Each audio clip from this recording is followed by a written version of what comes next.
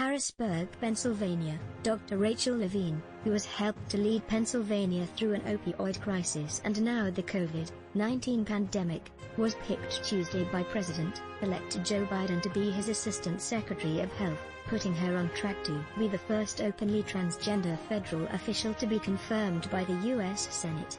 Dr. Rachel Levine will bring the steady leadership and essential expertise we need to get people through this pandemic, no matter their zip code, race, religion, sexual orientation, gender identity, or disability, and meet the public health needs of our country in this critical moment and beyond, Biden said in a statement. She is a historic and deeply qualified choice to help lead our administration's health efforts. Levine had not made a statement on her selection as of Tuesday morning, but had a news conference scheduled at noon EST. It's unclear who would fill her role in the state, where the coronavirus continues to surge. I solemnly swear, 5 things Biden needs to do as he takes office amid historic turmoil. Vice President-elect Kamala Harris in a statement described Levine as a remarkable public servant with the knowledge and experience to help us contain this pandemic, and protect and improve the health and well-being of the American people.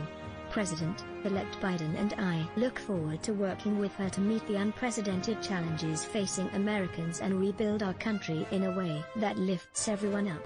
She needs confirmation from the Senate for her new post. 1 year later, the first U.S. case, the first death, the first outbreak at a nursing home. Biden has formed a diverse cabinet, and Levine adds to that. But she will also bring a wealth of experience to the position. A pediatrician and professor at Penn State College of Medicine, Levine was chosen by Governor Tom Wolf in 2015 to be Physician General. In 2017, he tapped her to be Secretary of Health. She is an accomplished doctor, who graduated from Harvard College and the Tulane University School of Medicine. Levine completed her medical training in pediatrics and adolescent medicine at the Mount Sinai Medical Center in New York. Biden's statement pointed out that Levine was confirmed 3 times by the Republican-controlled Pennsylvania State Senate to serve first as the state's Physician General and then the Secretary of Health.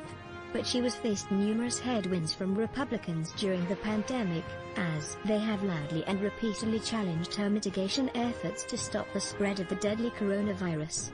State Representative Russ Diamond, R. Lebanon, and Senator Doug Mastriano, R. Franklin, called for her resignation in May after Levine said she removed her mother from a nursing home as COVID-19 cases were surging. They accused her of malpractice and failing Pennsylvania's most vulnerable seniors because the majority of deaths have been residents of long-term care facilities. Diamond said the high volume of nursing home deaths in Kirkland, Washington, at the start of the pandemic should have been a warning to Levine. Instead of heeding that clear warning, Dr. Levine instituted Department of Health policies which halted routine inspections and issued guidance for nursing facilities to admit and readmit patients who tested positive for COVID-19, Diamond said in May. For vulnerable Pennsylvanians residing in those facilities, it's like they were being forced to live within a ticking time bomb. It was a bad situation that Levine removed her mother from while others perished, he said.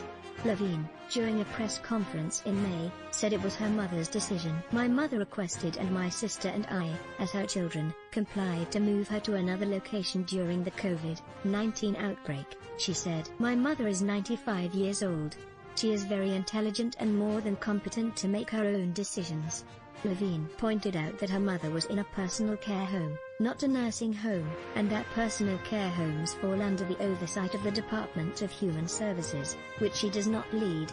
Levine and Wolf had blamed the high number of deaths in nursing homes on the lack of a federal strategy, personal protective equipment that was hard to find and access to testing that was slow to come.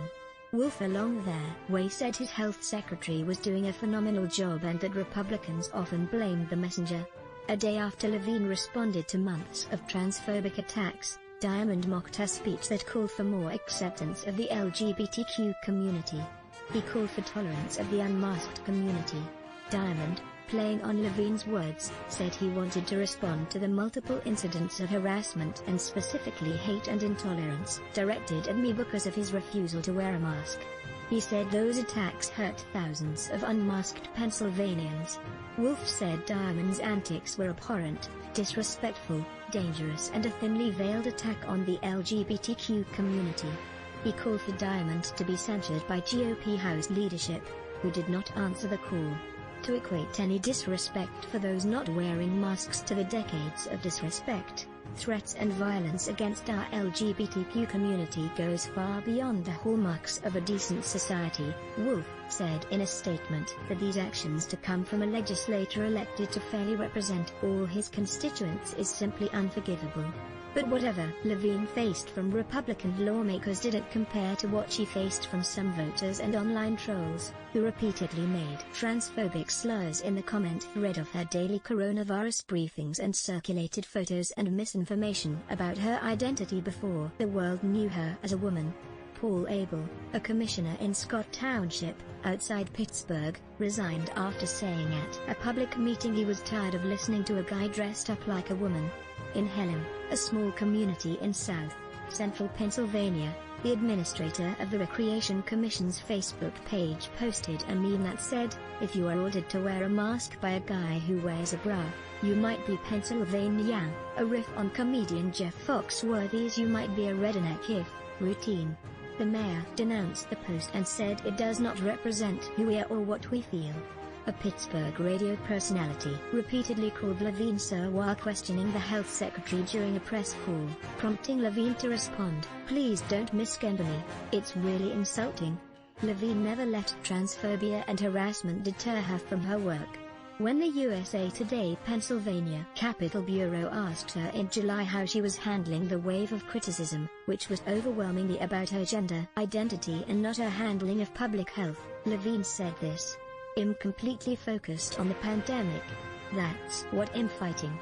Follow reporter Candy Woodall on Twitter at @CanDinatCand. Donald Trump may pardon 100 people in final days. Allies warn against pardoning rioters. Man without a home. What the future may hold for Vice President Mike Pence.